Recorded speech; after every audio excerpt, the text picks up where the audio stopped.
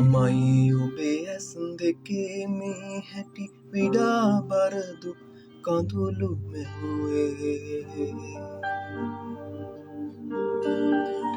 උඹයි මම ඒ කඳුළු පිසලන මොහොතෙදිත් මට එහෙම කිව්වේ මගෙත් හිත මොන තරම් රිදුනද මගෙන් ඇයි ගැන නොහැවුවේ උඹයි හදවත සියුම් තැන්වල පිහිටුඩින් ආතරේ ලිව්වේ